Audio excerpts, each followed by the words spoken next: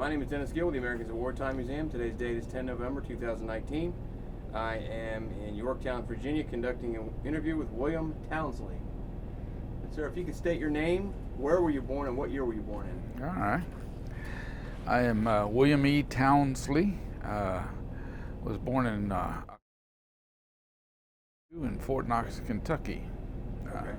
Because my dad was already in the service when I was born. Okay. And in fact, he was locked down when the war started, and on December 7th, they were in lockdown at Fort Knox. Okay. And they let him off for Christmas. And as nature took its course, I was born in October Gotcha. 42. So, what war did you participate in? I participated in the Vietnam War. Vietnam. What branch of service? U.S. Air Force US at the Air. time. Yeah. Okay. What made you join the service, and why did you choose the Air Force? Well, it's kind of a mixture of stories, but I actually first joined the Marine Reserves and went on active duty for 6 months through Paris Island and Camp Lejeune and so forth and so on. And in that process, they asked me if I wanted to go to Marquette because I'd already had a year of college. And Marquette is a Marine Corps Aviation Cadet flying aero anyway. I said, wow, that's nice to know. And so I decided, though, that I did not want to stay in the Marines, but I would consider it. So anyway, I went back to college, and while I got back to college, I met a gal whose father talked me into transferring to the Air Force Reserve. Okay. So I transferred to the Air Force Reserve and became a staff sergeant, actually. I was already a Lance Corporal in the Marines. And when I made that transfer, I was also in ROTC at Kansas State University. So there I was in the Air Force, and that's how I got into it. Now, my dad, like I said, was a 23-year veteran of the Army. I'd been all over the world with him. I knew how to travel. Right. I'd been to 11 different schools just to graduate from high school, finally, kind of a thing. And been to several countries. I spent 14 years, finally, I've spent 14 years of my life living overseas. Right. So with everything that I've done, so. So you were a Marine prior to the Air Force? That's I correct. should take the occasion of the Marine Corps birthday to wish you happy birthday. That's tomorrow, actually tomorrow, but November 11th. But other than your father, were there any other? there was no. My father was the first. Well, I'm sorry.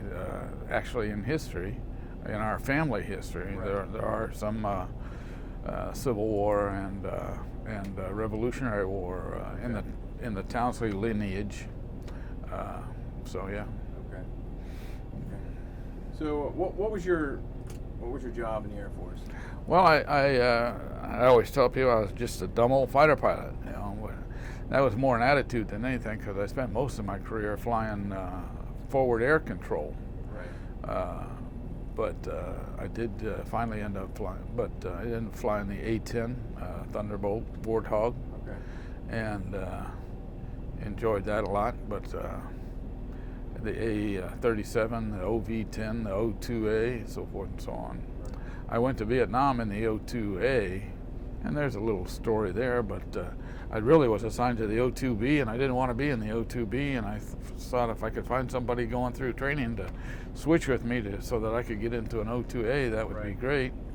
And I couldn't find anybody to do that, but somebody else wanted to go from the O-2B to the O-1, or no, the O-2A to the O-1. So we called San Francisco personnel and said, Right. hey, I told him, I said, I got a 3-way switch we can do if you'll allow it. And he said, you went through all that trouble to do that, you got it. So they gave us a 3-way switch, no orders, just go to where your endpoints were. Right. And just end up there somehow or other. And it all worked out. I got my O-2A, and I was stationed in Da Nang, Vietnam, first assignment. What is an O-2A?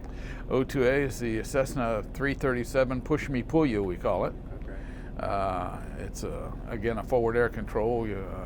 side-by-side seating, and it's got about 5 different radios in it. You could talk to the world from the O2A, actually, with all the radios that it had in it.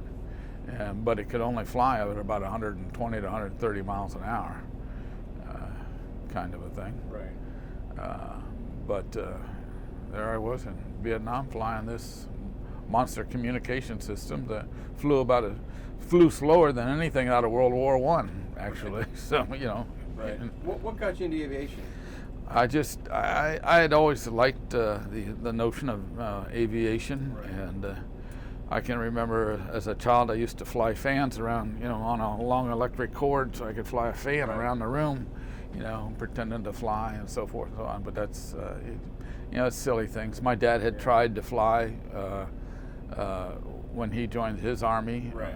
back in the 30s, but he was washed out. So I gave it a shot, and I just always loved it. What?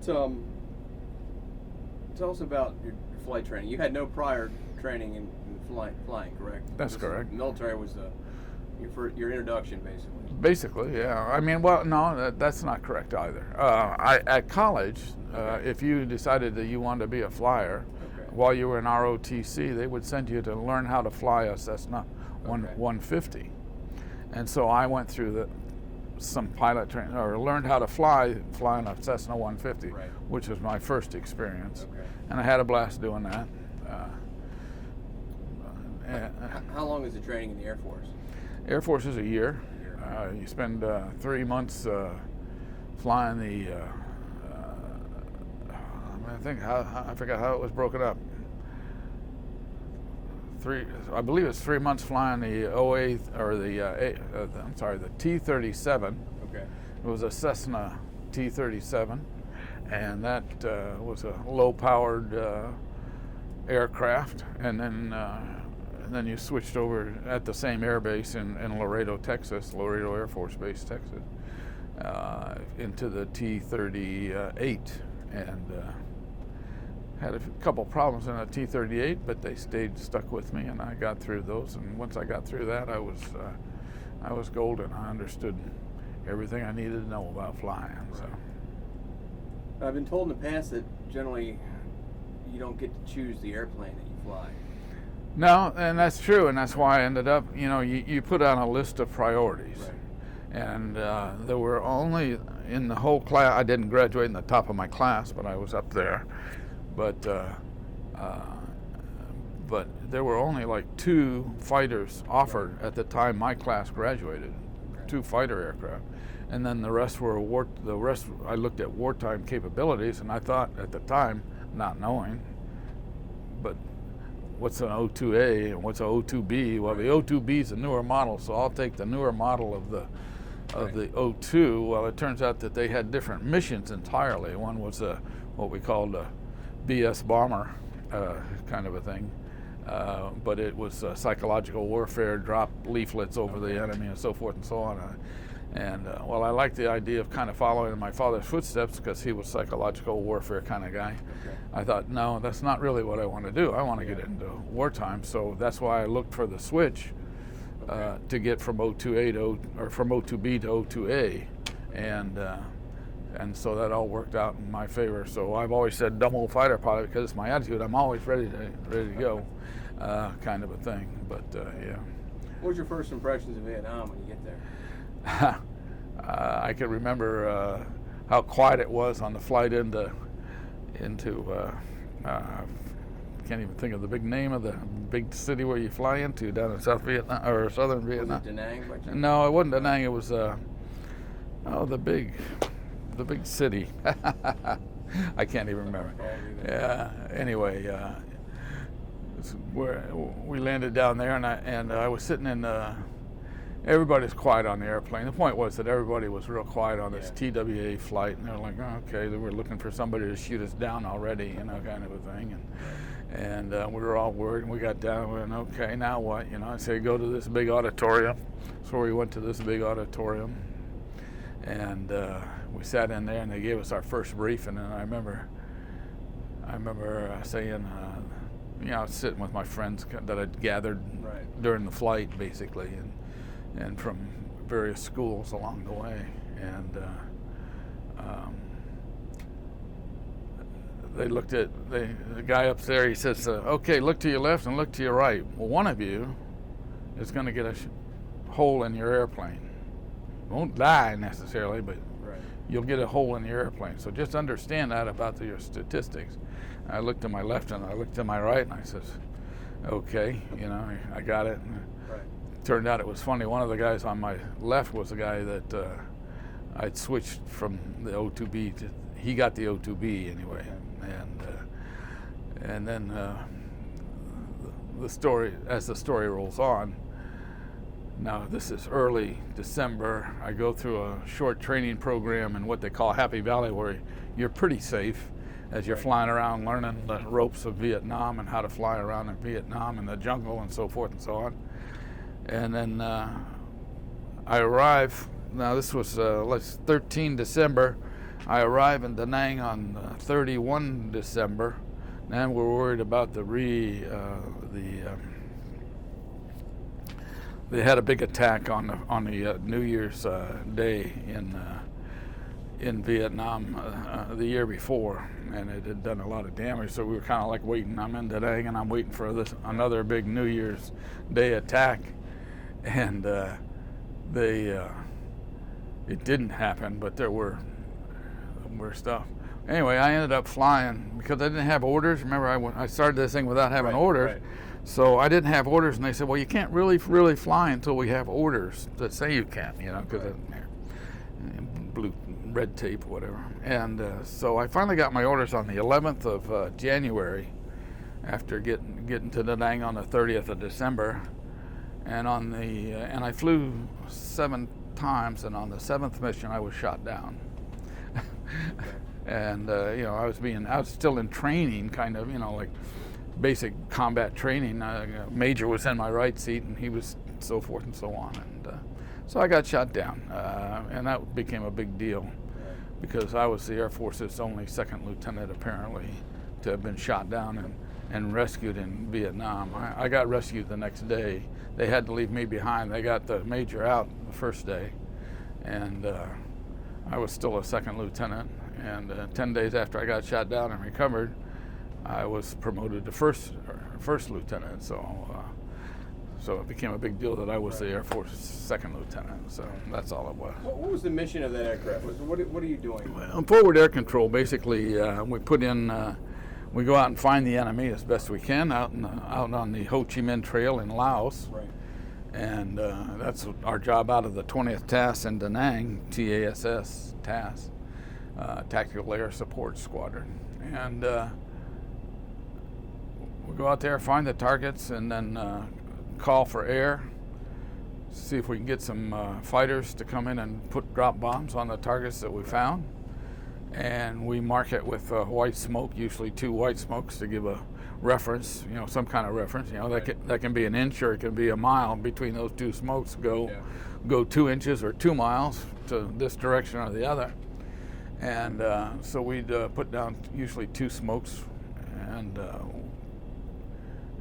talk the fighters onto the target and so forth and so on. So I had done that.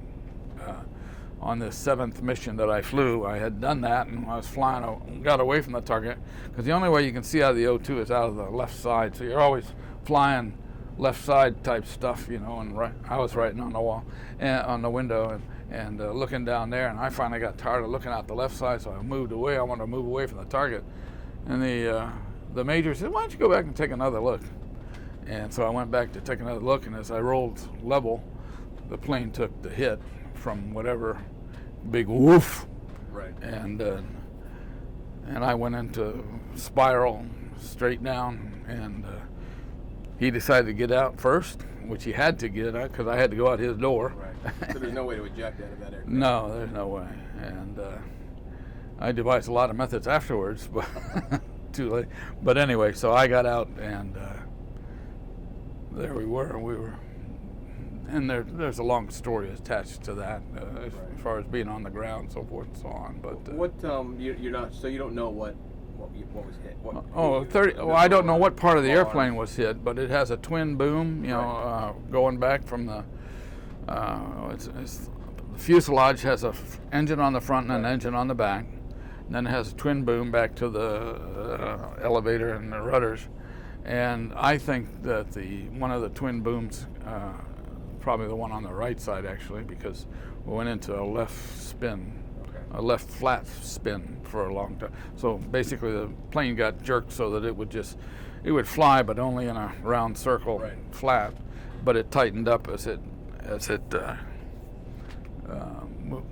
got speed and moved on down. So that's all I could figure, having never seen the plane. I mean, when I landed 15 feet away from it because it was going straight down, and so kind of a thing. So what's going through your mind as you're? Lots of. I mean, I called Mayday, Mayday, Mayday, and the right seater, got out. And he actually bumped his head on the way out. I'm pretty sure because I can remember hearing a big thud. But basically, you're in slow motion. I know your body goes into slow motion when it's in the save your life mode very often, and that was my second situation like that. But I said my Mustang the first time. But anyway, so it's called Temporal Distortion too, by the way. All right, so he's getting out, and he knocked his head on the strut as he went out. And so then I get out, and I pull my ripcord, and I pulled it out about yay far, because I'm in this slow motion thing, everything's happening too slow. I mean, you want things to happen now. Right. And so nothing was happening, so I reached up and I pulled it out this way. And people told me afterwards, that's impossible. I said, well, I can remember my arm being extended with the ripcord in my hand like this. And he says, that's impossible. You couldn't have done that. Well, I say, too bad. But anyway, I got out, and the chute opened. Finally felt stuff opening on my back, and the chute opened. And once it opened, the temporal distortion ceased immediately. I could hear everything. And the next thing I heard was the plane crash. And then I started hearing people shooting at me, or what I thought was at me anyway, lots of gunshots. I looked down at the airplane to see where I was going to land, and that's when I saw my right seater chute go whoop and woo, just that fast. And it's like he had woke up in just enough time to pull his ripcord, have his chute open, and then collapse because he hit the ground. And he hurt his leg in the process. So he hit pretty hard, I'm pretty sure. At any rate, he got a couple hundred yards away from the airplane. I was only able to get 50 yards away from the airplane before in the light jungle, before I decided I needed to find a spot because there were too many people shooting at me in the process, and I could hear them, and I was running on an angle. And I had just been to survival school down in the Philippines. That was part of my process of getting to Nam. And the instructor was sitting right on my shoulder telling me what to do, kind of a thing. And Sam was his name. And I just always remember Sam telling me, well, you better get off this trail, and because you need to find a bush that you can hide, and did all those things. And anyway, that's the way I remember it. So I found a bush and wrapped myself around the base of that bush as best as I could. I had a white helmet. They gave white helmets in those days. So first thing I did after that was, once I realized what I needed to do, I dug a hole with my knife real quick and buried the helmet and put all the stuff that I didn't want, in the helmet, and tried to fill it back up. Then I was there and stuck. And bad guys went to the airplane, and they sat around the airplane to set up a trap nest for the helicopters coming in. Right. Because that's what, and every once in a while they'd shoot up the woods or the jungle. Yeah. And they got a couple bullets pretty close. I could hear them ticking through the trees. But anyway, I got out of it. But one of the things I did when I dug that hole is I stirred up an ant's nest, so my body became covered in ants, totally covered, and just everywhere, and I mean everywhere. And I just, I don't know, I could stand it, I just had to try to keep them out of my eyes and my nose, Right. and like that, still holding on to my gun. And I didn't care about my ears. I figured, well, they get my ears, I'll just dig them out later. And finally I started eating them because that was, good protein. Right. So Sam said, start eating them, and all that worked. And a little while later, I don't know whether the temperature changed or how ants live necessarily, but they just decided to go back home because, this guy was eating me. They had enough of you. So I got out of that. And anyway, they got him out. They got my major out. George Blair was his name, and but they used 2 helicopters to get him out. And one of the second helicopter got close to me. It got him close to me, but then it got shot up, and so they had to leave real quick without me. And I've always figured that I think the bad guys, or most of the bad guys, thought that I had been picked up. There were 2 chutes, Right. 15 feet either side of the airplane. So there were 2 people, 2 helicopters. Yeah, so I guess they thought. Anyway, they didn't look for me too hard, except for one guy who kept yelling, "Yeah, no, he's out here." I just know. That's what I thought he said. Yeah, I know he's out here. I just know that guy's out here. Well, you go look for him because we're not. Right. Okay, that kind of conversation. And so they didn't actually bother me, but so I guess they thought, most of them thought I was gone, and they resumed activity as normal. Right. And yeah, I discovered a lot that night and tracked it all on my head, in my compass and whatnot. And so I was calling in strikes the next morning on all the stuff around me: truck park, encampment, factory, some kind of munitions factory is what we figured out it was, because once they hit it, it kept blowing and blowing and blowing and blowing and blowing. So we figured it was a munitions factory. That was about 200 meters that way, and so forth and so on. So anyway. So do you have any food or any supplies with you, anything like that? No. You have nothing with you other than a handgun, I assume. Yeah, that's all I have. And you have a radio where you communicate? Yeah, the survival radio with 1 battery. And I used that sparingly and was told to use it sparingly. And they said, well, we've run out of helicopters. We got to go home. We got to leave you.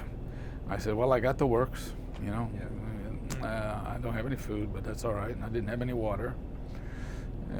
But anyway, afterwards, when it was all over and I was back home, I went to the finance office. I said, hey, can I file for my TDY into the Laos jungle? Right. And he said, I want reimbursement for that, and this was kind of a semi-joke, because we want to see if we could do it. And the guy looked at me and he said, okay. He said, well, let me ask you this. Did you sleep in any quarters? No, I slept, I used one of my panels for a pillow, survival panel, orange survival panel for a bit of a pillow. And he said, well, that's sleeping quarters provided. He said, did you have any food? No, I didn't have any food. I was eating ants, basically. He said, well, that's food provided. So I said, no, you don't get anything. And I went, okay, and left. But it was all, the guys wanted to see if I could get them, if what would happen. So how long were you on the ground? Actually, I was down on the ground about 22 hours. 22 hours. Yeah, started about 1 o'clock in the afternoon of the 18th of January, and I was picked up, about 11, 12 o'clock on the. Okay. Yeah. And is there any fear that you have that you could get captured, or are you just too focused on surviving? No, I think I can remember. It was, situation early in the situation. I'd said to myself, I had an uncle who was in World War II, and my dad was in World War II, and all that stuff. And my uncle didn't make it back. He was shot down over water as a navigator in I believe a B-17, and my grandmother was still alive, and I worried about her. I mostly worried about her, you know. But the thought, the thought came to my mind. I'm a soldier. Some of us make it, some of us don't. Right. I'll try till I die, and that's what you do. You just try till you die, and worked out. When you get rescued, they allow you to fly again, I assume? Oh yeah, they wanted me to go fly. They wanted me to rest. Well, the operations officer of the squadron wanted to take me to Thailand, Bangkok, Thailand. So we spent 3 days in Bangkok, Thailand, and all I was doing was I went there with no clothes other than my flight suit, right. Nothing to travel with, no money, because any checks I had I'd put in my helmet or I'd eaten. I ate the one with I ate the one check I had, I guess, with my wife's name on it at the time, and so I just ate that. But so I end up in Bangkok. And he says, "Well, you'll figure out a way." Thank you, sir. I didn't like that guy in the long run, but so I went to the bank or the hotel manager, and I said, "I need, how can I get some money? Can I write a draft or something?" He said, "Yeah, you can write a draft. Write in the bank's name and your name and all this stuff." He says, "It'll bounce, but you'll have the money, and then you can pay me back. Pay us back." I said, "Okay." So he gave me $50. I said, "Well, what the hell? I still don't have any clothes. I'm still in my flight suit. It's been in the jungle. I'm all scrunchy. I've been doing this for days and days." And so I went to a slot machine in the hotel, and they were generous in those days, generally speaking. They were pretty generous to everybody. So I ended up quadrupling my $50.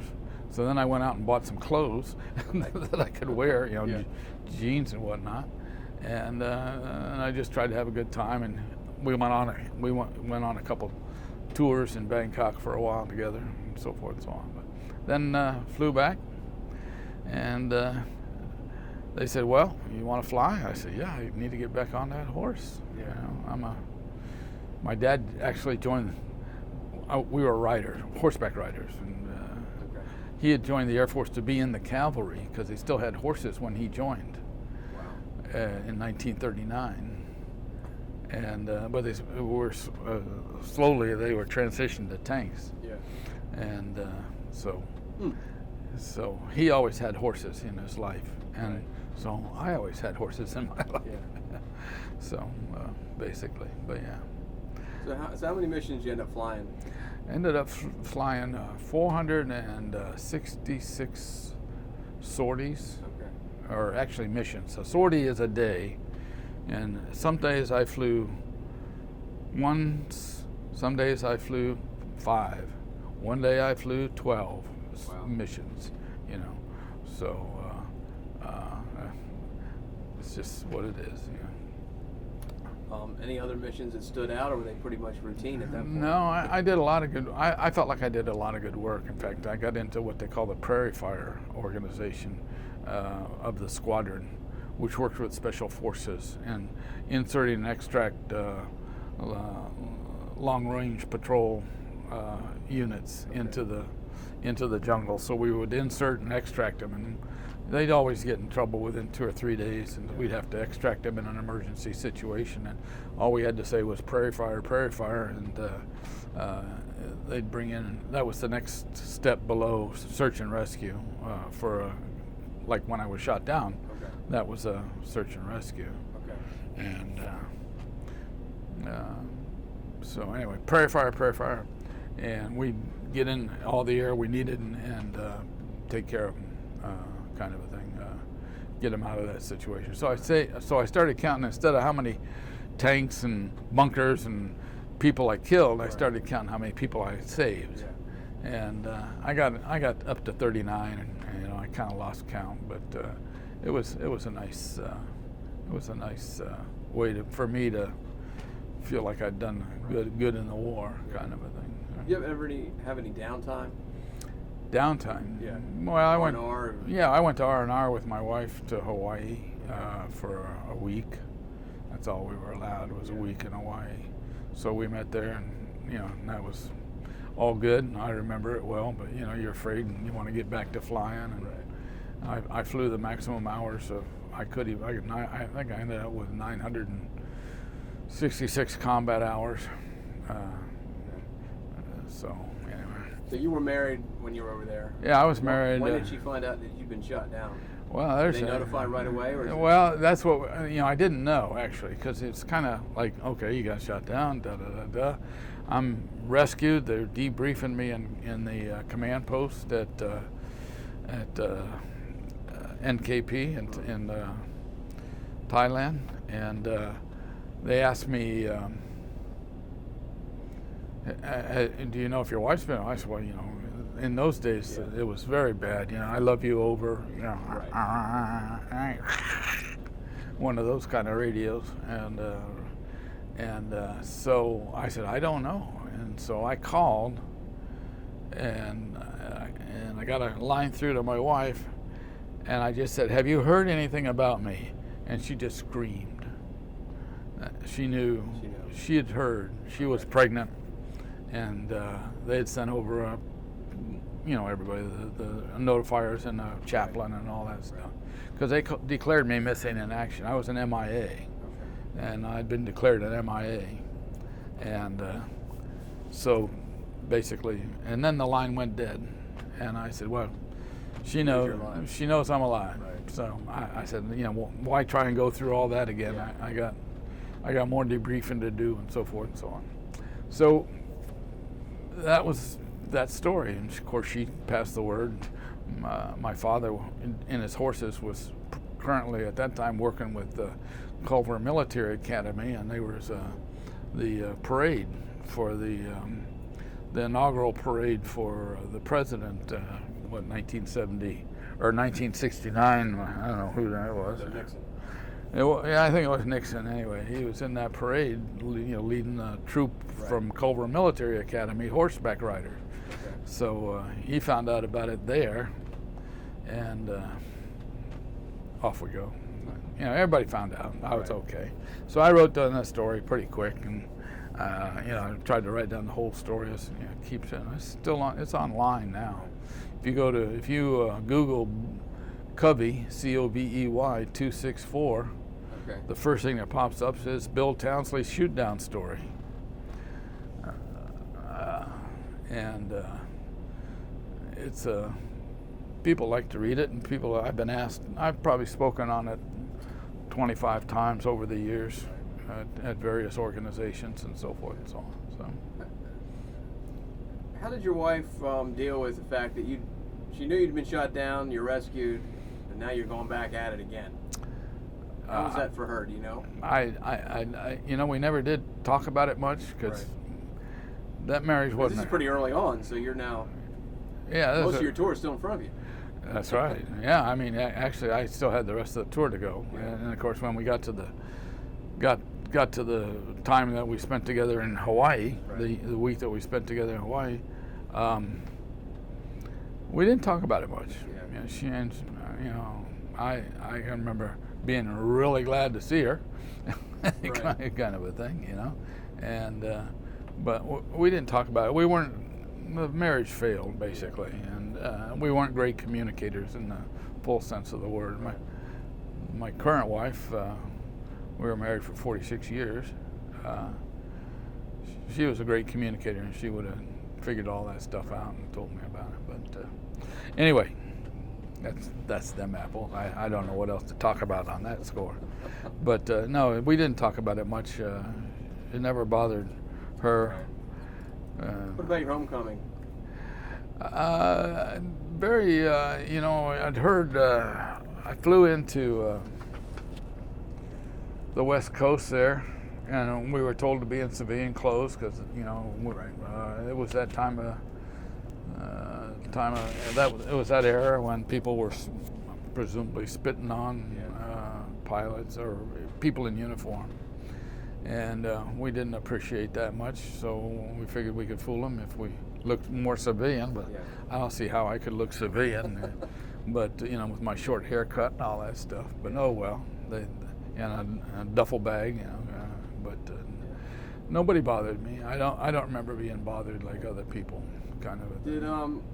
Did you, when you're in Vietnam, were you guys aware of what was going on in this country, or is it protests? Generally speaking, but there was a lot of it. Some of it was censored, but we got the Stars and Stripes, the newspaper, and we go to the movies, and they used to do the little news before the movie, kind of a thing. So we'd catch up on some things. Woodstock happened while I was over there. Different things happened while I was in Vietnam. So, the moon landing happened. So that was cool. No. In terms of everything, no, I wasn't aware of everything. I don't think. Did you, since you brought it up, did you get to see the moon landing live? Was it broadcast? We saw it. No, it was an afterwards kind of thing. We didn't have any live TV kind of thing, so, that I recall. Anyway, we watched everything in the old club or the theater. Right.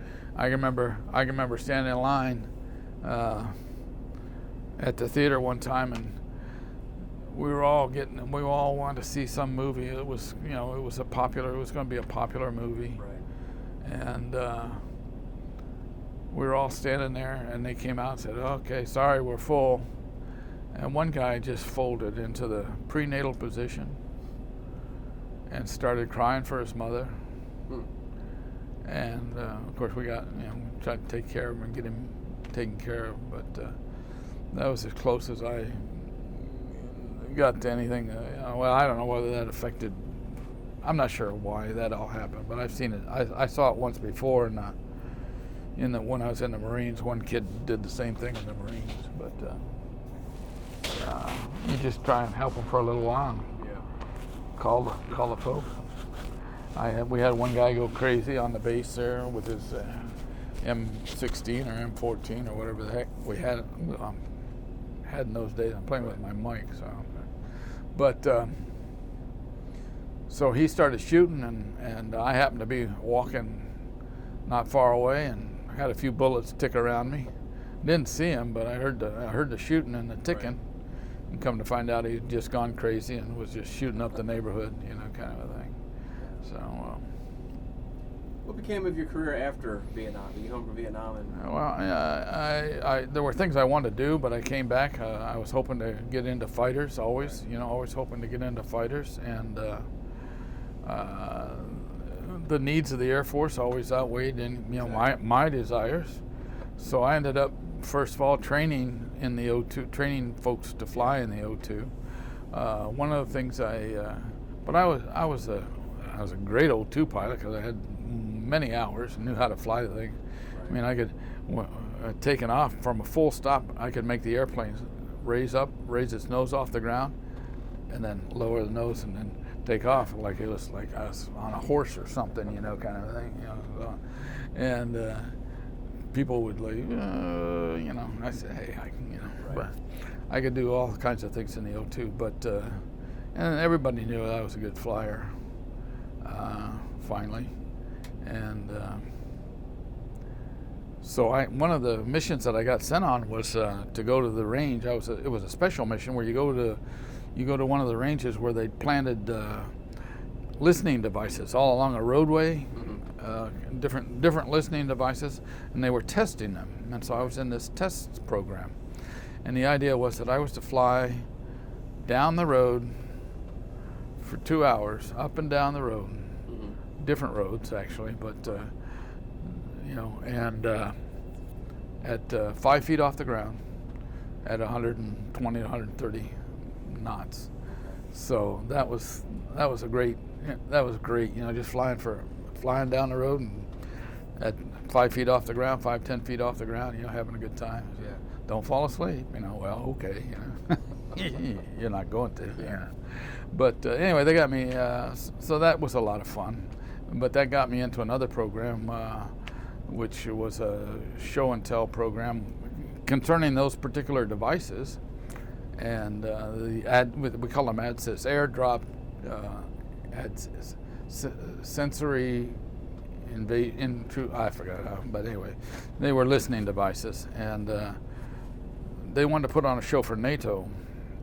The Air Force wanted to put on a show for NATO with these devices, and so they sent me over. They set me up to be the forward air controller in the program. Mm-hmm.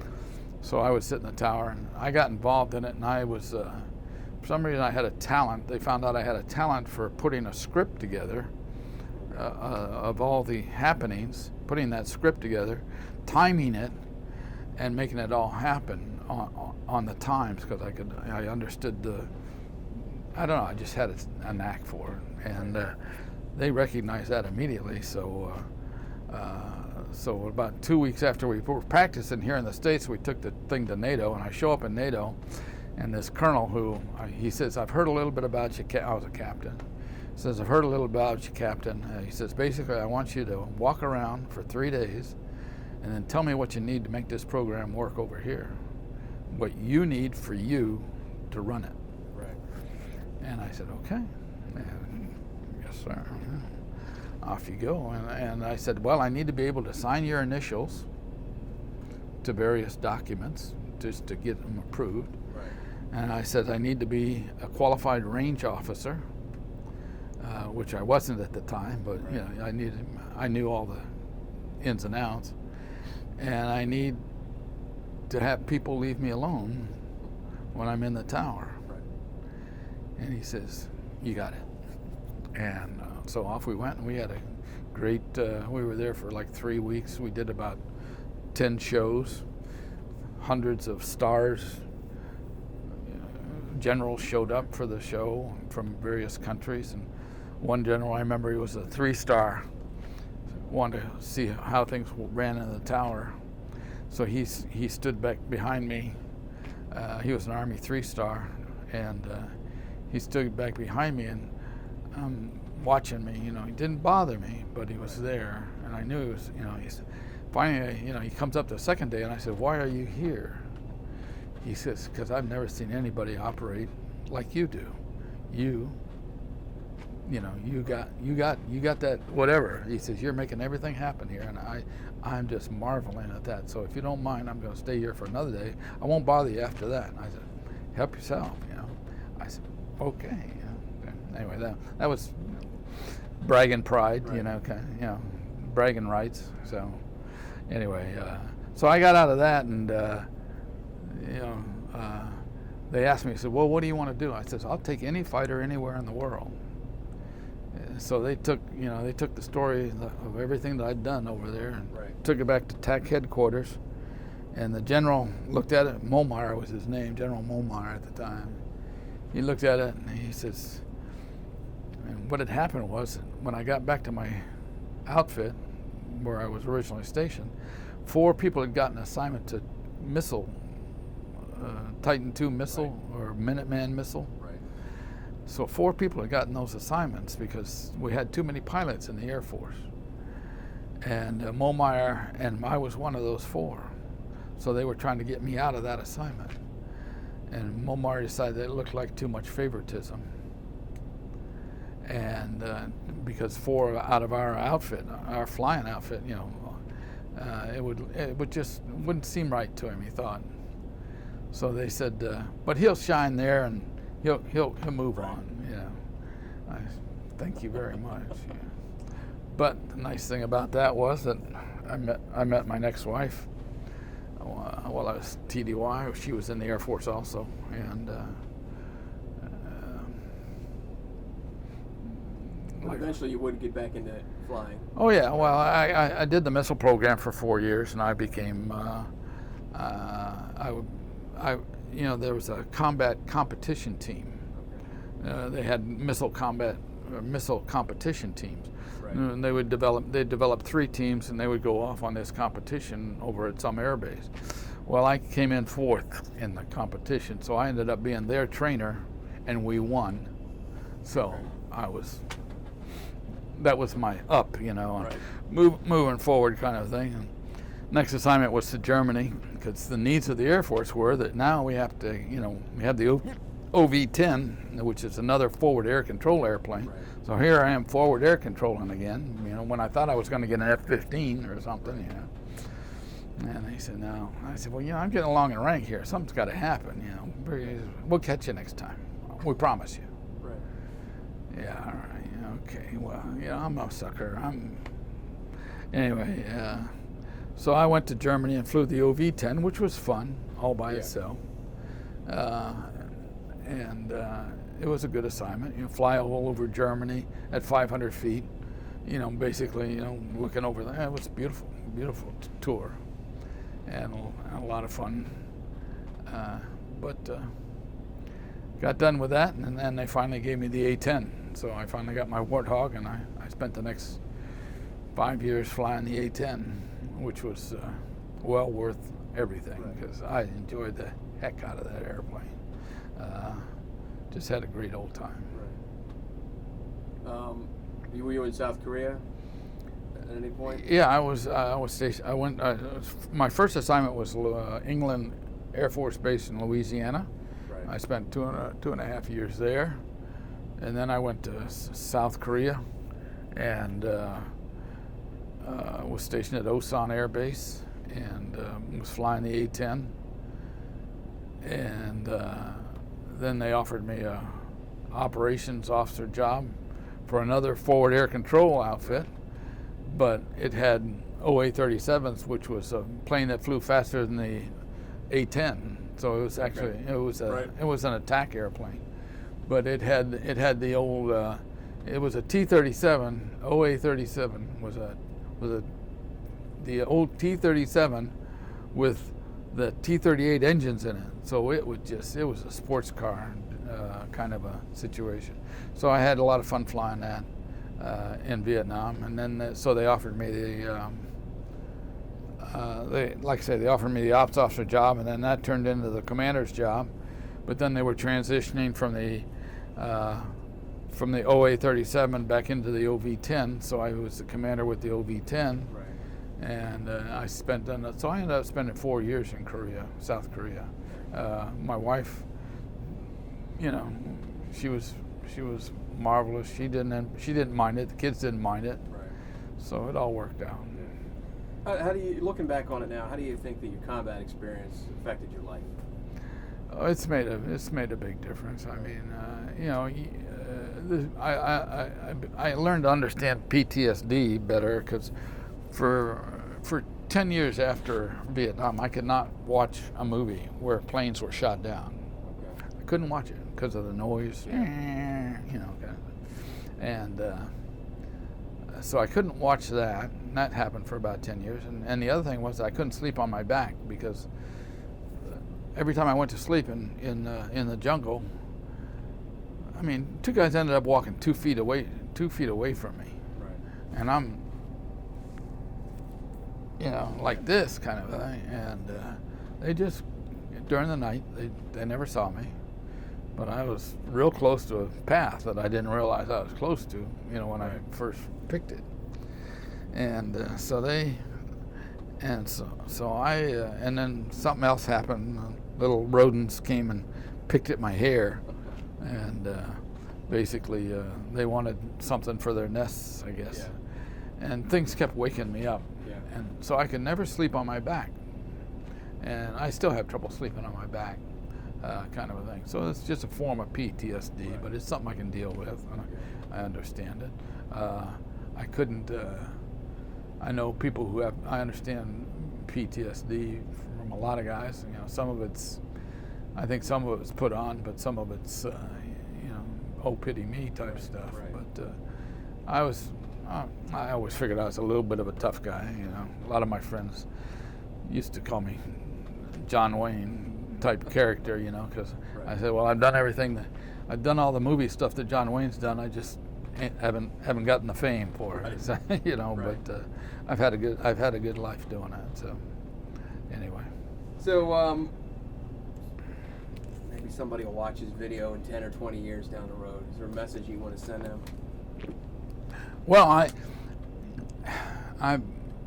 patriotism is something I'm getting ready to give a speech on patriotism on the 14th here, and it's changed in America, and I think I kind of say the change started happening when people realized that greed is good in the 80s. Greed is good, you know. And I said, that's self. That's all self. And everybody started thinking it's okay to be selfish. And patriotism is not selfishness.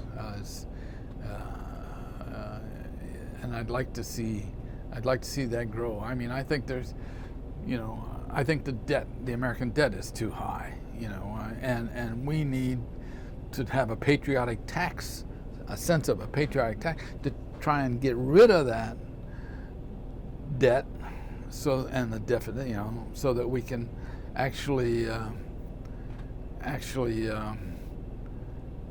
pay down for our kids and our grandkids, you know, kind of, because they're all going to be saddled with this. Oh yeah. They're saddled with this huge debt that just keeps growing and growing and growing, and we've got to tax ourselves enough to get rid of that debt for a patriotic period of time. You know, I mean, everything after 9/11 was, okay, the Patriot Act, you know, we called it the Patriot Act, and it had a sundown clause. Well, this idea has a sundown clause too. Yeah. But are we willing to do it? Well, you can't find enough people that are willing to do it, because they're all, I'm going to take care of myself, thank you very much, you know.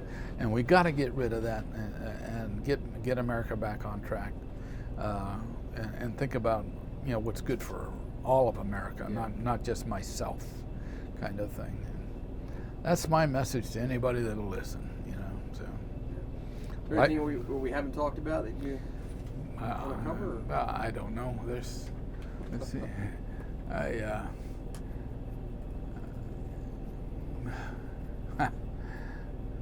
No, I mean, I just had a good career, and everything tracked. Well, my last assignment was actually with the Army. I was in the Corps Elo at Fort Lewis, Washington, with I Corps, and the 3-star general loved me, you know, and wanted to keep me, you know, close by at all times, because that's what air liaison officers did. So we'd have these battle games and stuff, and he'd always have me close by and tell him, say the things I needed to say, and that was just, you know, that was lots of fun. But but it all tracked with that role, tracked with everything that I'd done through my career, to understand, you know, to be able to help the Army in a big war, you know, I mean, a Corps level battle. Yeah. And so, you know, would have loved to have made general, but you know, you don't. So when you don't, you don't. You move on.